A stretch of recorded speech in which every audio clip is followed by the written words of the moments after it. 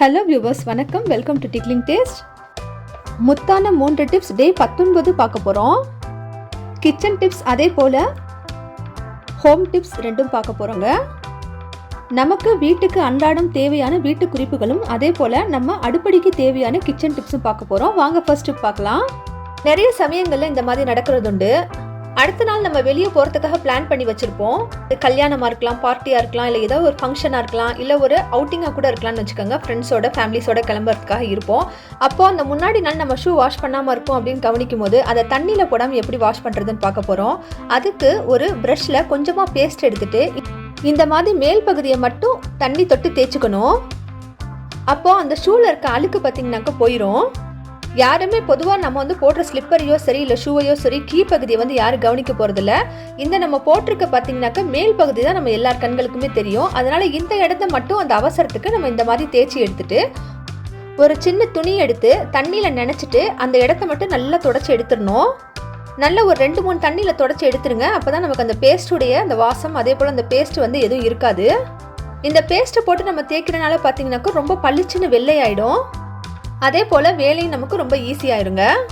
ஏன்னா நாளைக்கு வெளியே போகிறோம் அப்படின்னாக்கா இன்றைக்கி நம்ம ஷூவை என்ன தான் வாஷ் பண்ணி வச்சாலும் பார்த்தீங்கன்னாக்கா காயவே காயாது, ஒரு 2 நாள் ஆகும்.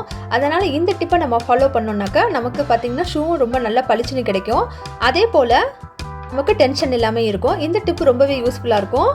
உங்களுக்கு தேவைப்படும் ஏதாவது ஒரு சமயத்தில் அவசியம் இதை நீங்கள் ட்ரை பண்ணி பாருங்கள். நமக்கு விருப்பமாக இருந்தால் நாம் அந்த அடிப்பகுதியை கூட அந்த ப்ரஷ்ஷால் நல்லா தேய்ச்சிட்டு தண்ணி வச்சு நம்ம தொடச்சி எடுத்துக்கலாம். பொதுவாகவே வெளியே போட்டு போகிற இந்த மாதிரி ஷூ, ஸ்னிக்கர்ஸ், ஸ்லிப்பர்ஸ்லாம் பார்த்தீங்கன்னாக்கா மேலே ரொம்ப அழுக்காக இருக்காது. நமக்கு அடிப்பகுதி தான் ரொம்ப அழுக்காக இருக்கும். அதை க்ளீன் பண்ணுறதுக்கான டிப்பு தாங்க இது.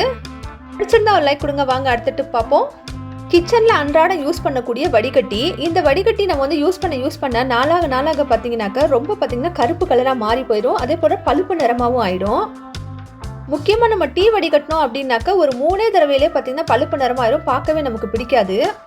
இந்த வடிகட்டி எப்படி புதுசு போல் மாற்றலாம் அப்படின்னு பார்க்க போகிறோம். அதுக்கு ஒரு சின்ன கிண்ணத்தில் பேக்கிங் சோடா 1/2 டீஸ்பூன் பேஸ்ட்டு 2 எடுத்துக்கணும். இது தண்ணியை ஊற்றாமல் 2ஐயும் நல்லா மிக்ஸ் பண்ணி இந்த மாதிரி பேஸ்ட் மாதிரி ஆக்கிட்டு இதை அந்த வடிகட்டியில் மேற்பகுதியில் அதே போல் கீழ்ப்பகுதியில் 2 இடத்துல நல்லா தேய்ச்சி விட்டுறணும்.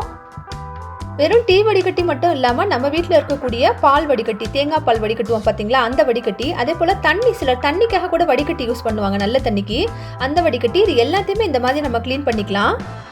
வடிகட்டியில் முன்னாடி பின்னாடி 2 சைடு நல்லா சேர்த்து விட்டுட்டு ஒரு பாத்திரத்தில் நல்லா கொதிக்கிற அளவுக்கு தண்ணி எடுத்துக்கணுங்க. தண்ணி எந்த அளவுக்கு ஆவி வருதுன்னு பார்த்தீங்களா, இந்த அளவுக்கு தண்ணி நல்லா ஆவி வர்ற அளவுக்கு நல்லா கொதிக்க வச்சு தண்ணி எடுத்துட்டு அதில் நாம் ஏற்கனவே அப்ளை பண்ணி வச்சுருக்கோம் பார்த்தீங்களா அந்த பேஸ்ட்டை, அந்த வடிகட்டியை இதுக்குள்ளே போட்டு விட்டுறணும். ஒரு 20 நிமிஷம் அளவுக்கு இந்த தண்ணி பார்த்தீங்கன்னா கொஞ்சம் ஆறுற அளவுக்கு இந்த வடிகட்டி இதிலே இருக்கணும் இந்த சுடுதண்ணியில்.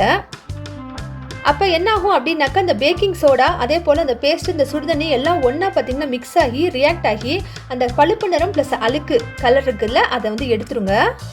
முக்கியமாக நம்ம டீ வடிகட்டும் போது பார்த்தீங்கன்னாக்கா சீக்கிரமாகவே அந்த ஃபில்டர் வீணாக போயிடும்.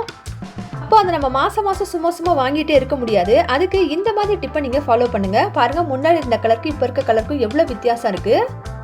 தண்ணி நல்ல மிதமான சூட்டுக்கு வந்ததுக்கப்புறம் இதை எடுத்துட்டு நல்ல சோப் போட்டு எப்பவும் போல் வாஷ் பண்ணுற மாதிரி வாஷ் பண்ணிக்கணும். இந்த மாதிரி மாதத்துக்கு ஒரு தடவை நம்ம செஞ்சு வச்சுக்கிட்டோம் அப்படின்னாக்கா நமக்கு மணி சேவிங்காக இருக்குங்க. சும்மா காசு போட்டு வாங்க வேண்டிய அவசியமும் இருக்காது. வடிகட்டி புதுசு போல் மாறிடும். நான் வச்சிருக்க வடிகட்டியில் ரொம்ப அழுக்குகள் இல்லாதனால உங்களுக்கு வித்தியாசம் தெரியாமல் இருக்கலாம். ஆனால் நீங்கள் அவசியம் செய்து பாருங்கள், ரொம்பவே பயனுள்ளதாக இருக்கும். இந்த டிப்பு பிடிச்சிருந்தா ஒரு லைக் கொடுங்க. வாங்க அடுத்த டிப் பார்ப்போம்.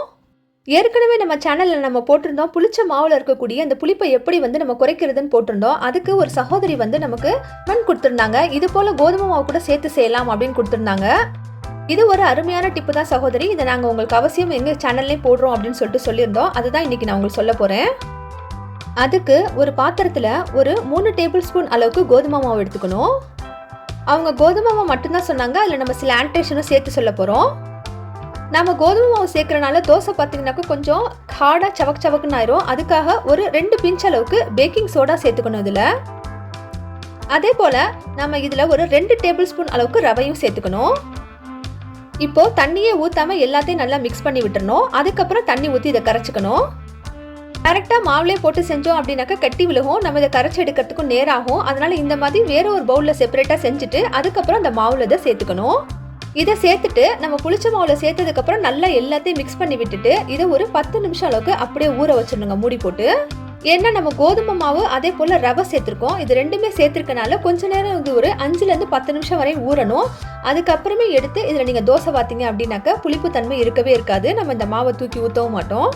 சகோதரி சொல்லியிருந்தாங்க வெறும் கோதுமாவும் போடணும்னு சொல்லியிருந்தாங்க. நம்ம வந்து இன்னும் சில ஆல்ட்ரேஷனோட சேர்த்து சொல்லியிருக்கோம். என்ன பார்த்தீங்கன்னா வெறும் கோதுமாவும் நம்ம சேர்த்தோம் அப்படின்னாக்க தோசை பார்த்தீங்கன்னா சவக்கு சவக்குன்னு இருக்கும். இது பார்த்தீங்கன்னா ரொம்ப கிறிஸ்பியாக இருக்கும். உங்கள் கமெண்ட்க்கும் டிப்ஸ்க்கும் ரொம்ப நன்றி சிஸ்டர்.